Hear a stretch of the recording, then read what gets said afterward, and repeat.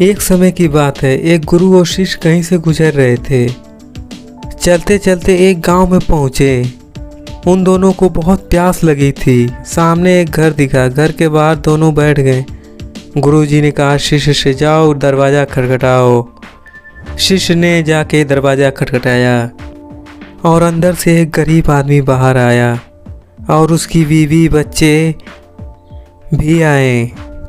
बच्चे फटे पुराने कपड़े पहने हुए थे। घर के दरवाजे पे आ खड़े हो गए। वह परिवार बहुत गरीब था। गुरुजी ने कहा हमें बहुत प्यास लगी थी, इस रास्ते से हम जा रहे थे, सोचा कि थोड़ा पानी पीकर और आराम कर कर चलें। क्या हम थोड़ी देर यहाँ रुक सकते हैं?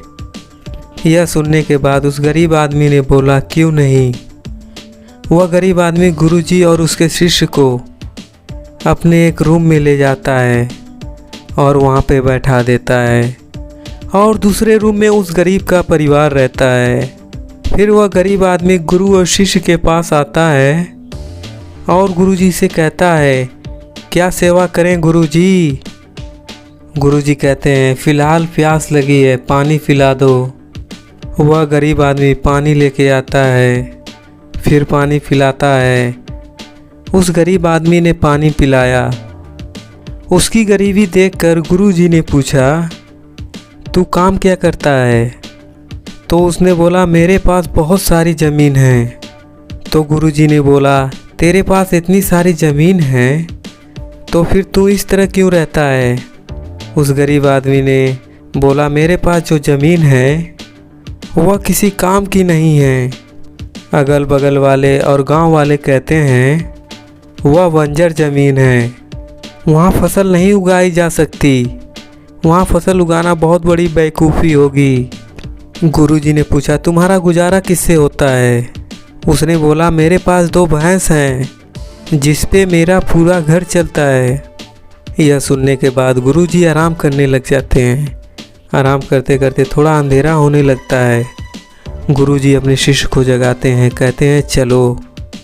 गुरुजी उसकी भैंस को अपने गांव लेके चले जाते हैं। शिष्य अपने गुरुजी से पूछता है गुरुजी आप तो गलत तो नहीं कर रहे हैं ना? उस गरीब आदमी की रोजी रोटी इसी भैंस की वजह से चलती है। गुरुजी अपने शिष्य की तरफ देखते हैं और मुस्कुराते हुए आगे बढ़ जाते हैं। उस हादसे को तकरीबन 7 साल गुजर जाते हैं और जो गुरु का शिष्य था वह एक बड़ा गुरु बन चुका था। उसे उस गरीब आदमी की याद आती है, मेरे गुरु ने उस आदमी के साथ अच्छा नहीं किया था, मुझे एक बार चल के देखना चाहिए। अब वह आदमी किस परिस्थिति में है। वह शिष्य उस गांव की तरफ जाता है। वहाँ जैसे ही पहुँचता है वह देखता है जिस जगह पर उस आदमी का घर टूटा फूटा था अब वहाँ पर एक आलीशान महल बन चुका था। उस घर के बाहर जो बंजर ज़मीन थी उस पे बहुत अच्छी फसल लगी थी। तभी उतने में उस घर का मालिक आता है। शिष्य उसे देखकर पहचान लेता है।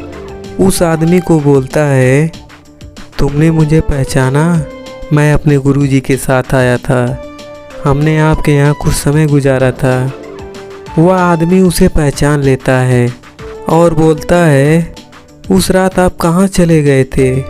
उस रात के बाद मेरी भैंस कहीं चली गई, मेरे पास कोई रास्ता नहीं था। मैंने अपनी ज़मीन पर बहुत मेहनत की और काफ़ी मेहनत के बाद उस पर फल निकल आया। आज मैं इस गांव का सबसे बड़ा सबसे अमीर आदमी बन चुका हूँ। यह सुनने के बाद शिष्य के आंखों में अपने गुरुजी के लिए आंसू आ जाता है। उसे यह बात अब समझ में आई और रोने लगा। इस कहानी से हमें यह सीख मिलती है हमारे अंदर बहुत कुछ है, बहुत इच्छाएं हैं, हमें किसी न किसी चीज़ ने रोका है। जैसे उस गरीब आदमी की भैंस, इस तरह बहुत सारी रुकावटें आती हैं अपनी ज़िंदगी में दोस्तों।